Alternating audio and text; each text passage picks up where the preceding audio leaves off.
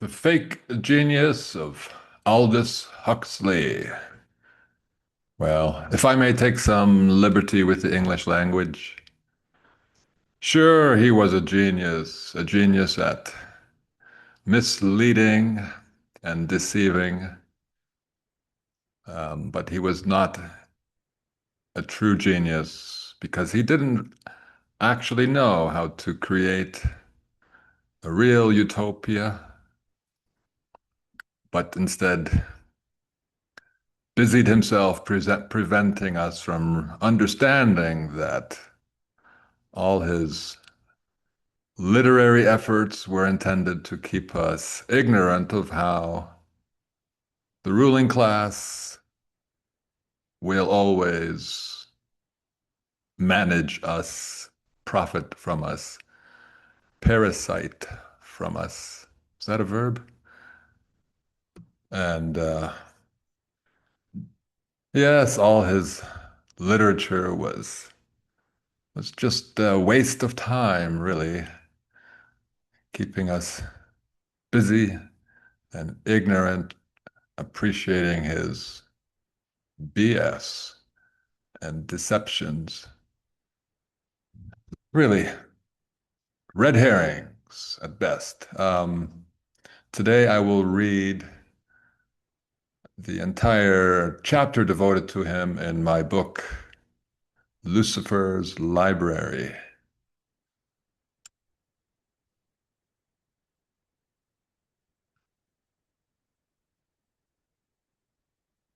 which bears a different title, Huxley's Fake Intelligence. Aldous Huxley was a poison-pushing snake. The world is already flooded with botanical and chemical mind-impairing drugs. Already was during his lifetime. And most of those drugs were administered voluntarily, although often with social pressure, as is true of alcohol, cigarettes, illicit drugs, and other social drugs. And that also happens in Brave New World. No one is really forced by the government to take drugs, although there are penalties. Well, okay, maybe it's not so different from our COVID-19 experience. How do you escape from that dystopian, drug-addled world?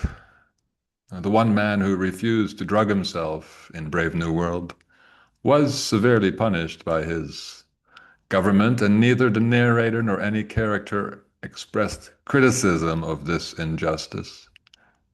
That's troubling, it's fine. It's a dystopia. So you can't expect other characters to express criticism of the government. But why not the narrator? Why do we have to view this dystopian world through a non-critical lens? Well, because Huxley's novel is meant to train us to passively accept injustice. Huxley's The Doors of Perception, nonfiction book, inspired the drug-addicted band members of The Doors. It promotes hallucinogenic drugs. Yes, you know, why do we need creativity, imagination when, well, we can just passively absorb Huxley's imagination? And if that's not enough, we can take his advice and indulge in hallucinogenic drugs. Why not just lobotomize yourself? Well, that is apparently Huxley's advice. He claimed hallucinogenic drugs are keys to the doors of perception. Excuse me, but perception of what? The perception that we are idiots, that mental health requires sobriety and regular creative and critical thinking. Readers of Brave New World can conveniently assume it does not describe our world. It's true, but similarities are many. For example, we don't have laboratories where technicians douse zygotes and fetuses with alcohol and drugs in order to permanently diminish their ability to think. However, we are poisoning ourselves with alcohol, drugs, toxic foods, microwaves, radio waves, toxic air, water, and more. These substances do poison our unborn children, which will, to some degree, be born with impaired abilities. In Brave New World, Soma, an artificial happiness drug, is named after a Hindu philosophy word that refers to the supposedly illusory world of the senses. Who makes this connection? Not casual readers. Why did Huxley create this connection, base his word for a drug on a Hindu word? He created it because he knew that the modern media, such as magazines, phonographs, and radios, were already overloading consciousness with sensory stimulation, not to mention lies and trivial information. Now we are in the hypersensory stimulated world of the world created by digital media and portable scrollable televisions, our mimi pads, iPads, and stupid phones, smartphones. Foolish readers assume that soma does not refer to any drugs in their world. But soma symbolizes all substances that inhibit our ability to think. They all do the job that the ruling class desires. Psychedelics, cannabis, caffeine, alcohol, opioids, antidepressants, chemo, and why not add televisions and books? Yeah. None of these things help us think clearly, contrary to the claims of those who partake and promote such substances for, oh, yes, the creative benefits stimulate your imagination. Yeah, or reduce you to a weeping, paranoid fool, or more likely, achieve nothing.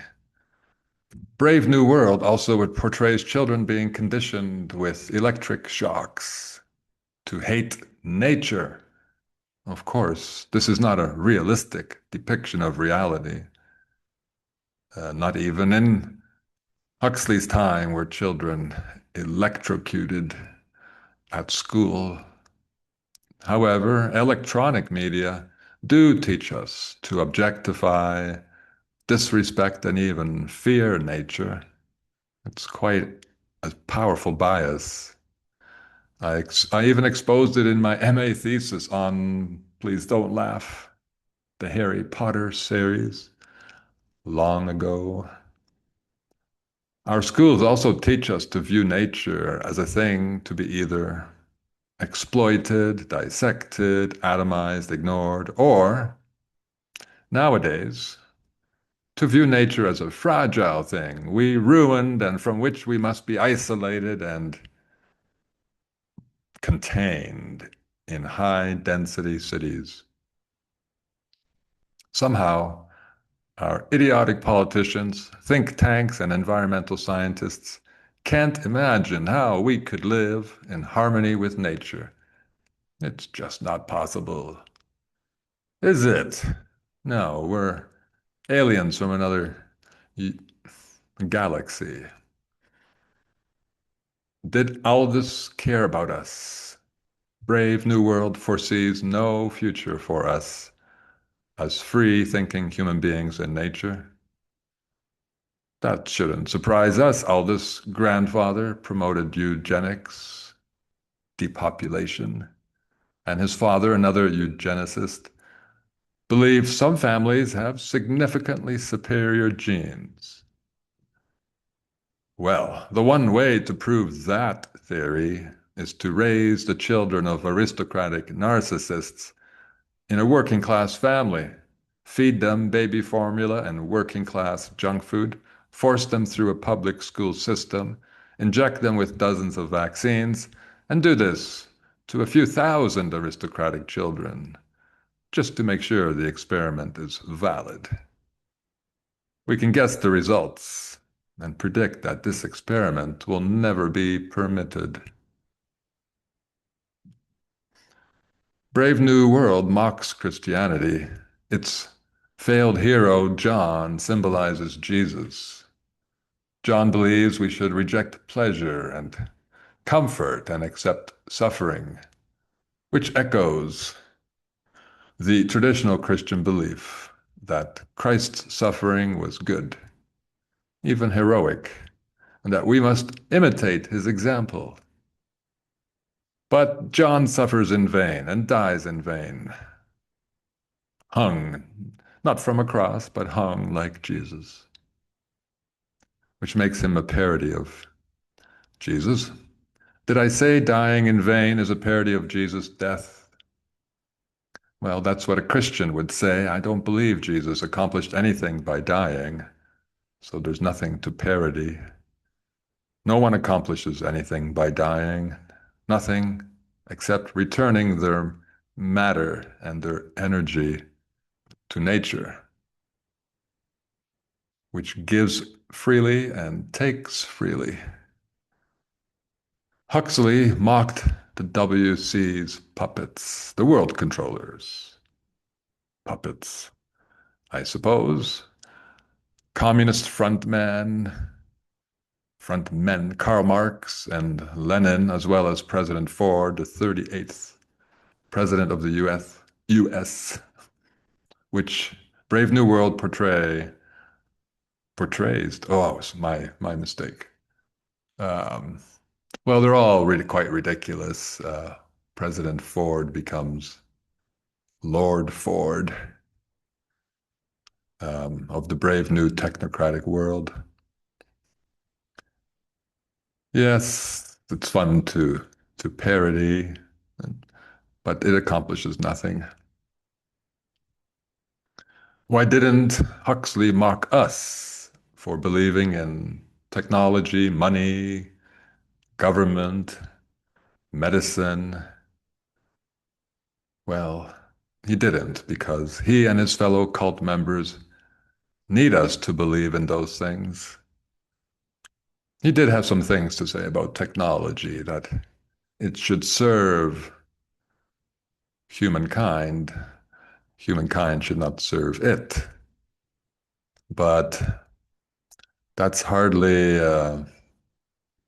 hardly clarifies the true nature, the true consequences of technology on this world. An honest appraisal would not be flattering for technology. Well, Huxley was also a Freemason, or perhaps an Illuminati. At least he used their numerological system.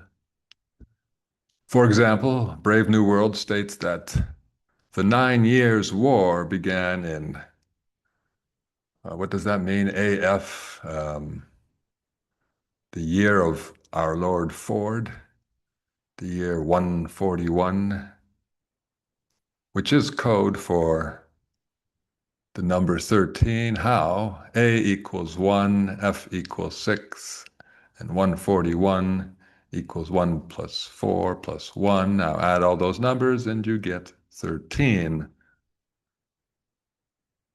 Secondly, the number 16, AF, is 16 plus 141 equals 157, which also reduces to 13. What a coincidence. Is that a Is that the occult number for revenge? 13? Yeah, bad luck for us. In Brave New World, the 9 Years' War convinced us to sacrifice our freedoms and our love and respect for truth and beauty, all for the sake of soma, I mean happiness. Huxley's devotees believe this background story for his novel is a warning for us to never let fear convince us to sacrifice everything for a little happiness.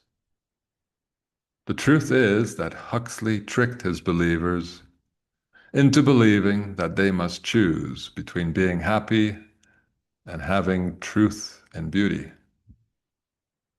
In fact, true happiness is founded on truth and beauty. There's no choice to be made there. Oh, what a ridiculous concept. You must choose between being happy and having truth and beauty. In Brave New World, the ruling elites created the 9 Years' War to convince us to give our governments more power. That is the method of their operations. They create the perception of a problem so that they can give us pre-planned solutions that will give them more power and more entertainment.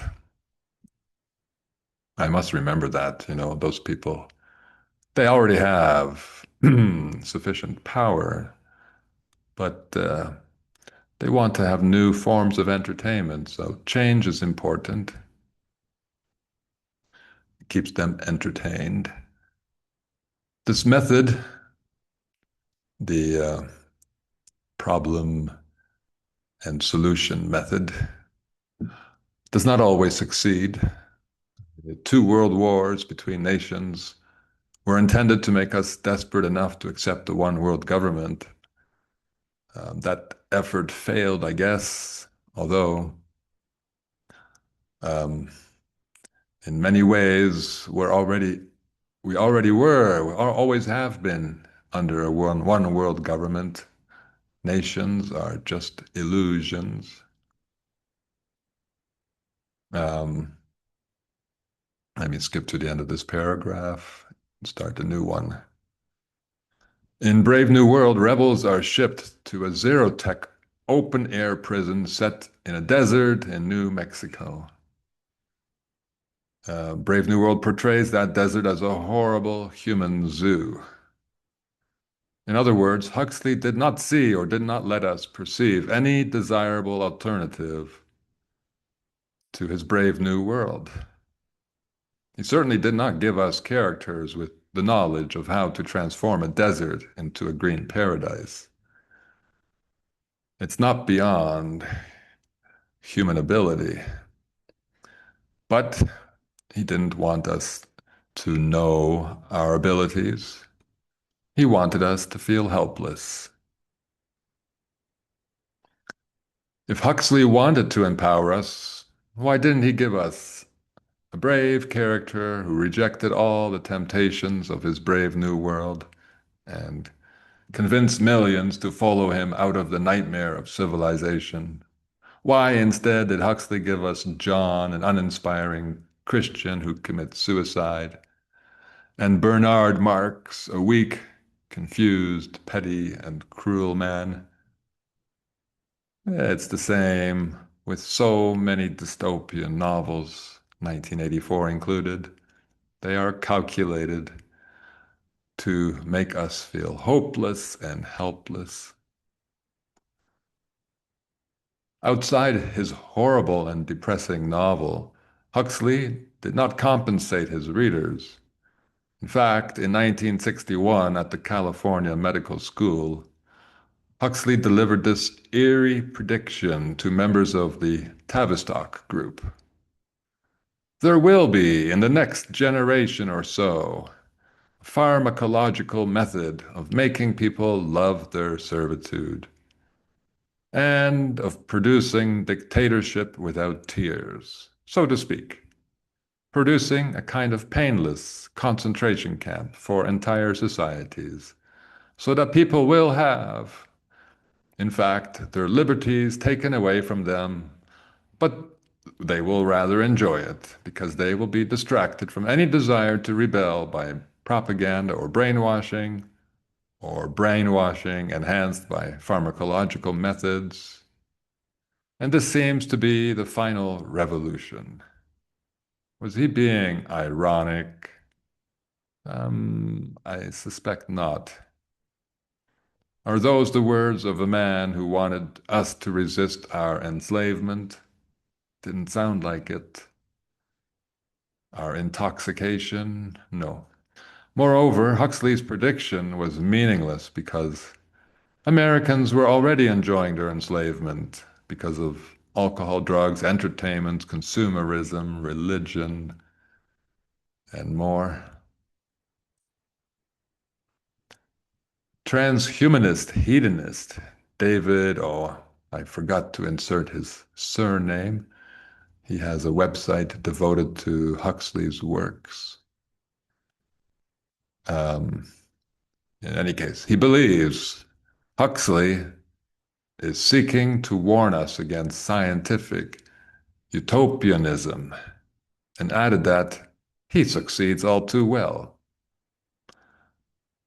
Well, this common interpretation is supported by some of Huxley's statements, particularly ones made to The Guardian that said his Brave New World is a negative utopia. What a strange statement, negative utopia. Why not just call it a dystopia? And he called it a sinister, insidious nightmare.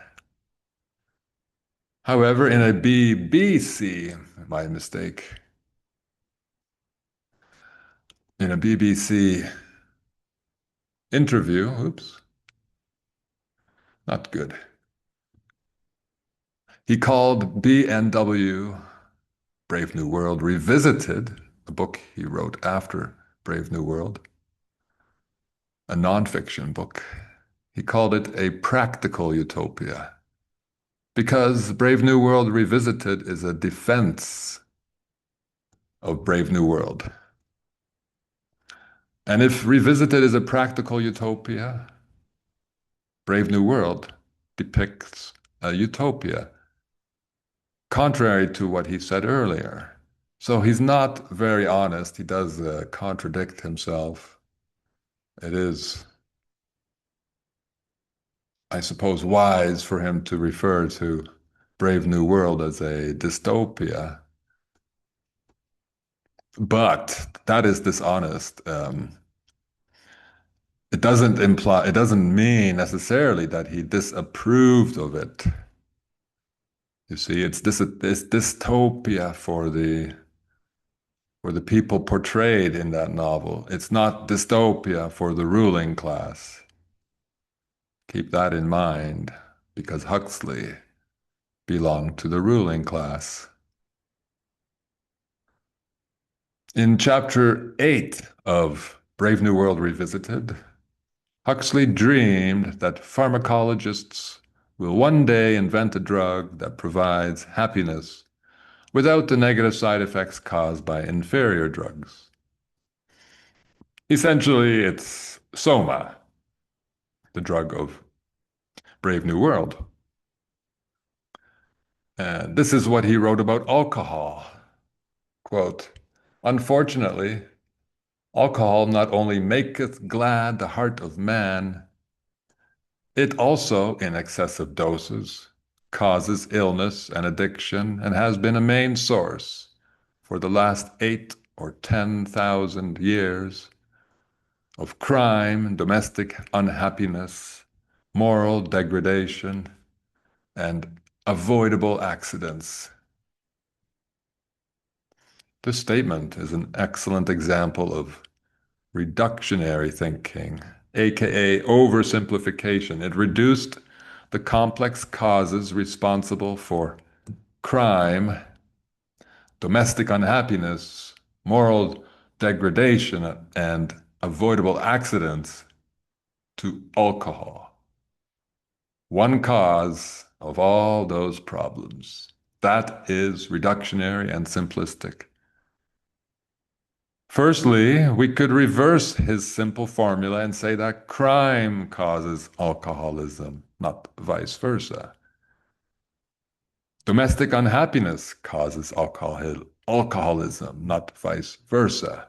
Moral degeneration, for which the media is partly responsible, causes alcoholism, and accidents cause alcoholism. Secondly, as intelligent people, we must extend the causal chain and understand, for example,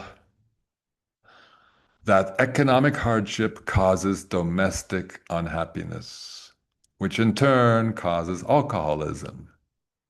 And to this, we should add that economic hardship is caused very often by the various institutions controlled by the ruling class, and that these institutions exist because we, the working class, support them with our labor. In short, Brave New World Revisited is itself a drug designed to keep us stupid, full of oversimplifications and irrelevant concepts. In chapter 7 of Brave New World Revisited, the chapter named Brainwashing, Huxley dreamed of a future in which a non-violent form of brainwashing would be perfected. He also lamented that until then, on the road to the brave new world, our rulers will have to rely on the transitional and provisional techniques of brainwashing, by which he referred to techniques that depend on fatigue, wounds, maybe that implies violence, so maybe not wounds, but fatigue and illness, which increase our suggestibility, or really stupidity. It's hard to think clearly when you're exhausted. I know that very well. When I do a good workout, I can hardly remember a Spanish word. In short, Huxley was deliberately ambiguous and duplicitous. When necessary, he claimed that Brave New World was a warning. But secretly, he believed the so-called nightmare world of Brave New World would be good for his class. Additionally, he knew that Brave New World was a clever distraction that reveals nothing explicitly, nothing true, which wraps our reality in a fantastical story so that people lose sight of the fact that reality was and is already a sinister, insidious nightmare. In 1962, at the Berkeley Language Center, Huxley delivered a speech titled The Ultimate Revolution. We are in process of developing a whole series of techniques which will enable the controlling oligarchy, who have always existed and presumably will always exist, to get people to love their servitude. This is, it seems to me, the ultimate in malevolent revolutions, shall we say, unquote. His words, shall we say. Why, shall we say, as if other words were intended. Indeed, he doesn't believe it's so malevolent, or if it is, he doesn't care. And he knows people already love their servitude, are quite blind to it, which makes it possible for them to love it.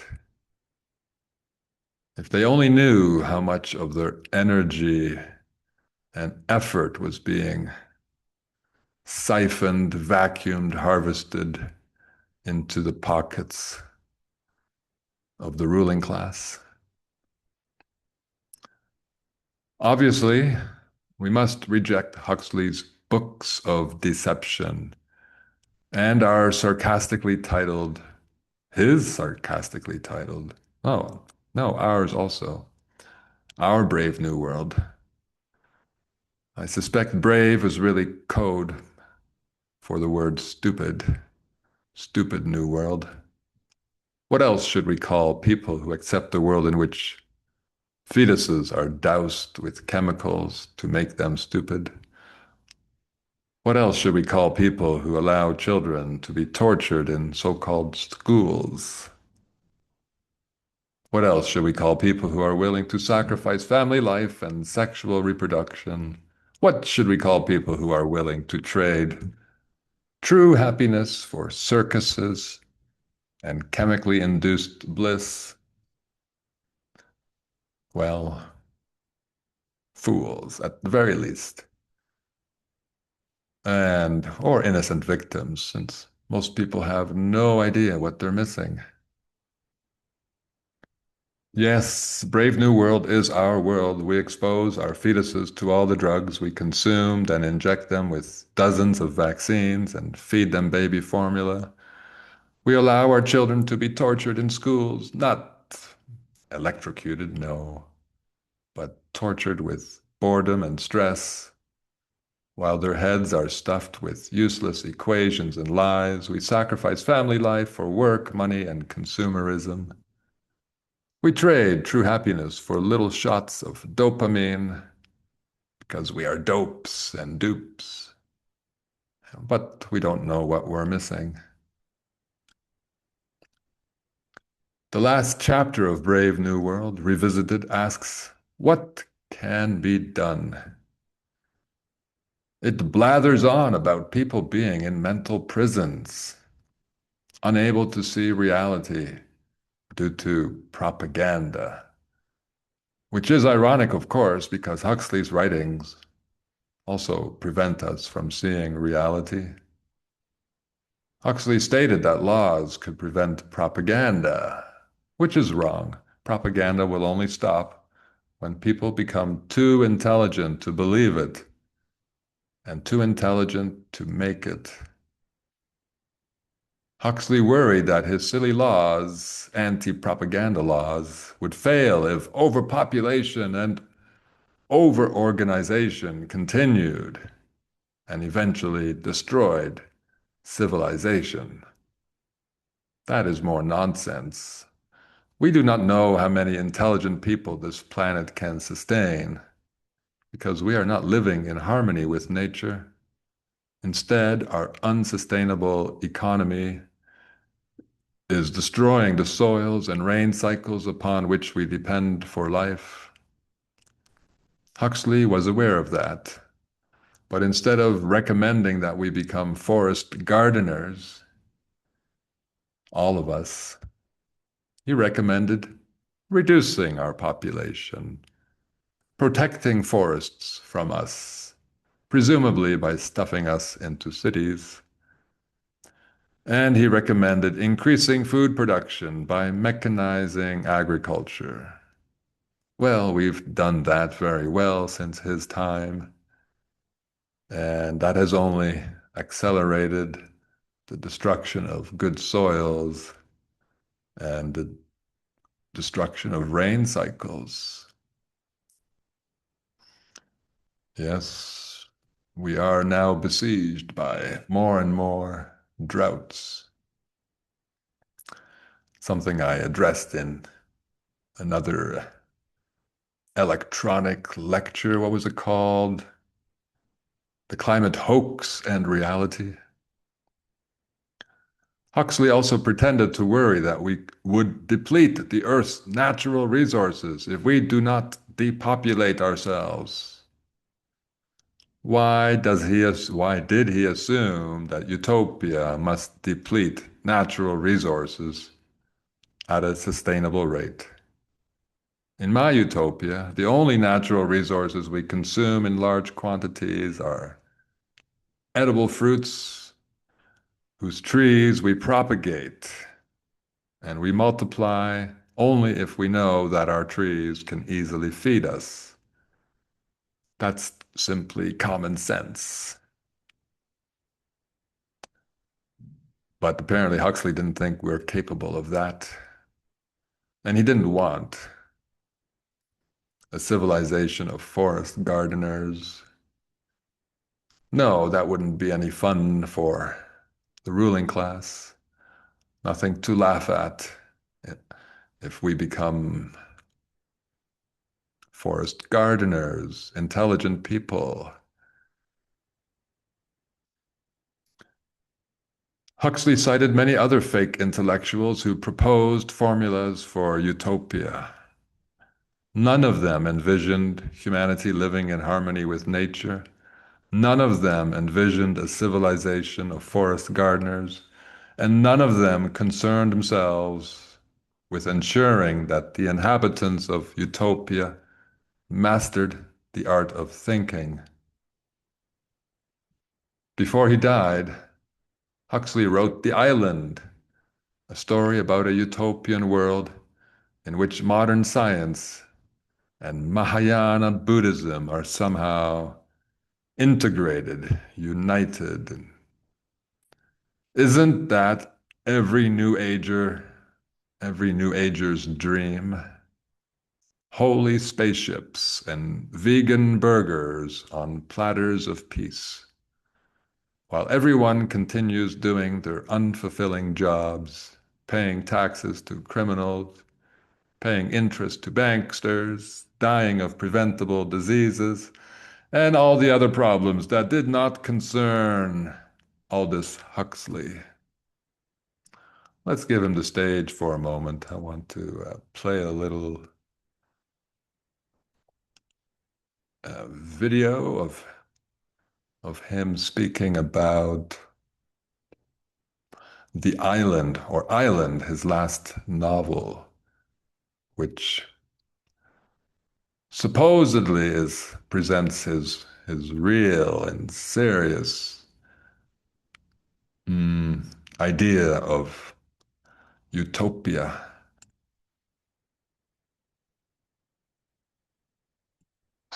Is what sort of a social pattern and what sort of a political regime is best calculated to help the individuals within the society to realize the maximum extent of their desirable potentialities. I mean, it's quite obvious that most of us are functioning at about 10% of capacity, and wouldn't it be nice if we could function at 20%? Isn't that funny? Yeah, these jokers, poker-faced jokers mocking us. Wouldn't it be nice if we could function at 20% of capacity? Yeah, why not? I want 20% of my potential. I'll be happy with that. Hmm. Instead of at 10%. Do you have any clear idea of how this could be done? What kind of society it would be? Well, I have ideas. I don't know whether they're valid or not. As a matter of fact, I've just finished a kind of utopian fantasy, which is the Kind of utopian fantasy. He can't really be pinned down, right? Is it really a utopian formula, a vision? Or is it a utopian fantasy? Sounds like it's not serious. And it's not really. opposite of brave, And slippery snake. which is about a society in which a serious effort is made to help its members to realize their desirable potentialities. And I've gone into, I mean, this is an attempt to write what may be called a practical utopia.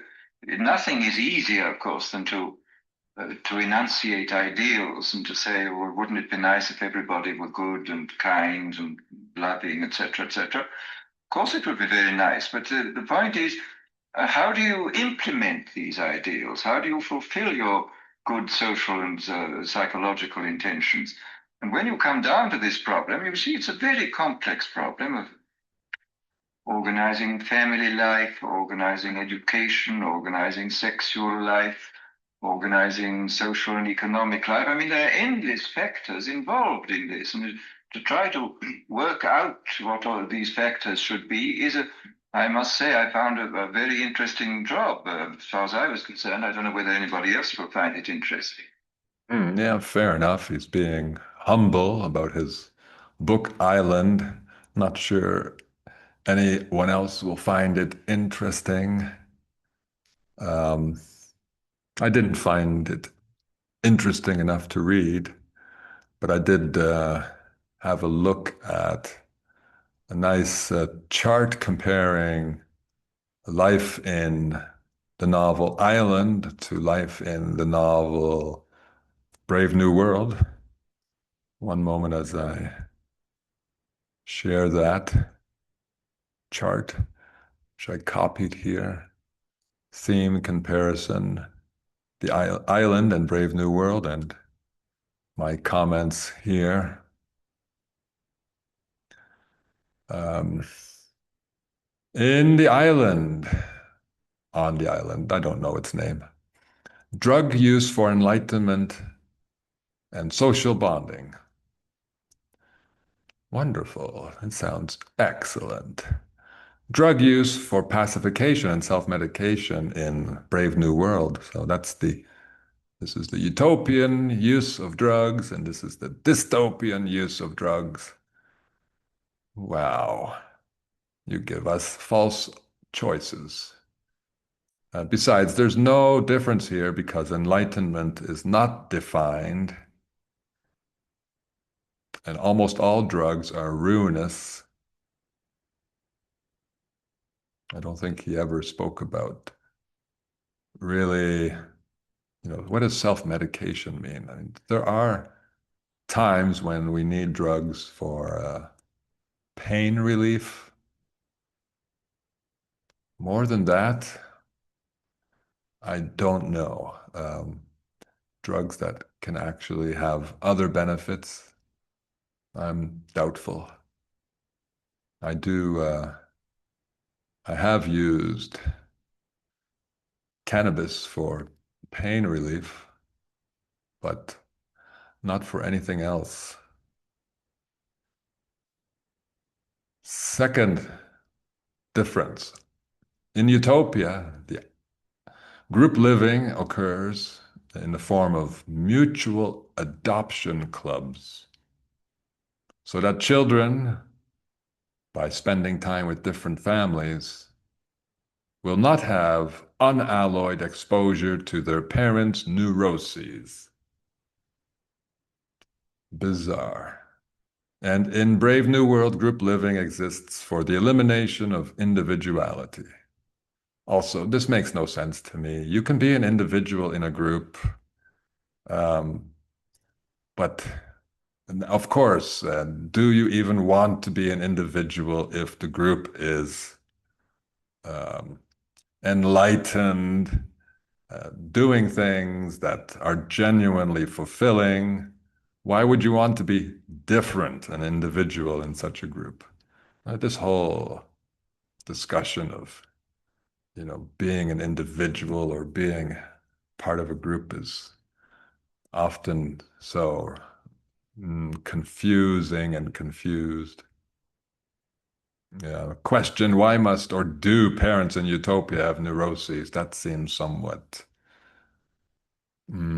contradictory. You need people without neuroses to create a utopia.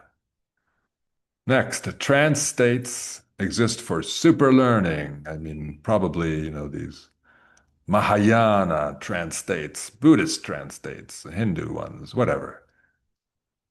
Somehow they facilitate super learning. Learning of what?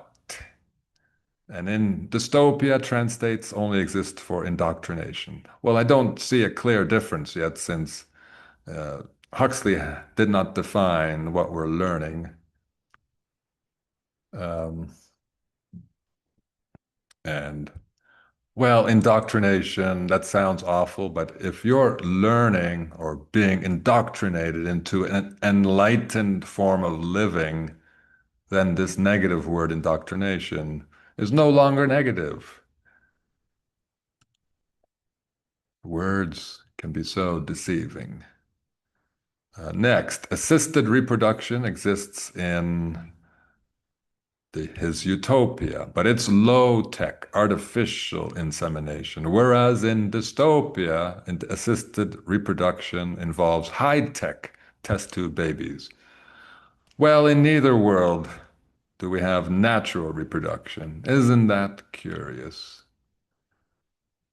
In utopia, we have freely available contraception to enable reproductive choice, expressive sex, whatever that means. And in dystopia, we have mandatory contraception, socially encouraged, recreational, and promiscuous sex. Hmm. Insemination prevention can be done naturally without contraception. Why do we need these tools? Are we so stupid? Apparently we are. Well, they don't teach anything useful in sex ed. Dangerous, okay, for spiritual enlightenment, you need dangerous climbs to a temple. But in dystopia, you have actually violent, I did not check what this means, but doesn't seem really necessary.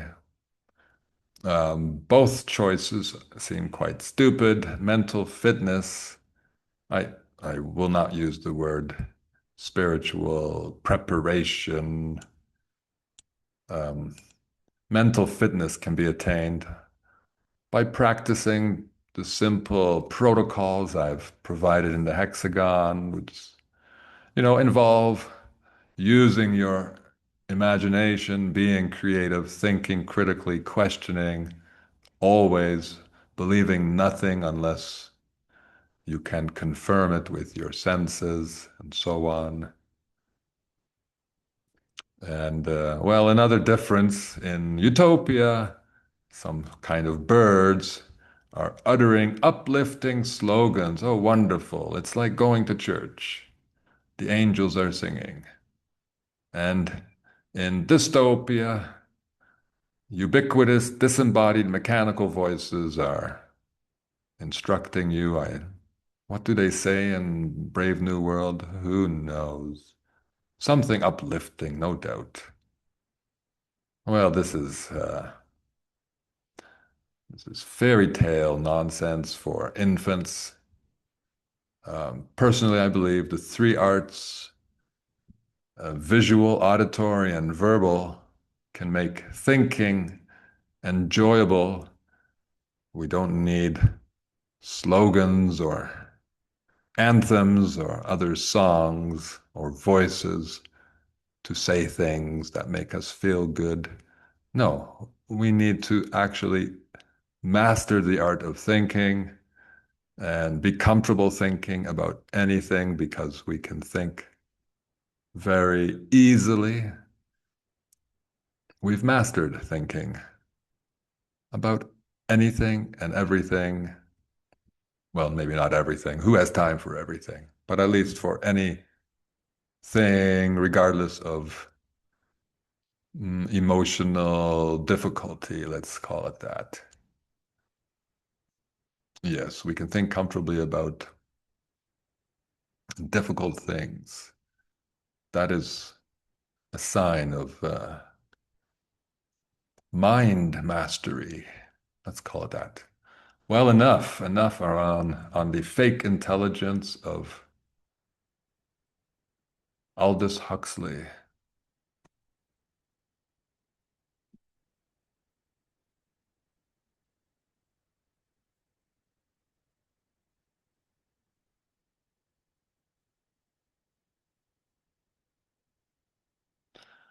Oh, if you wish to contact me, you can reach me at prophetoffiction at proton.me.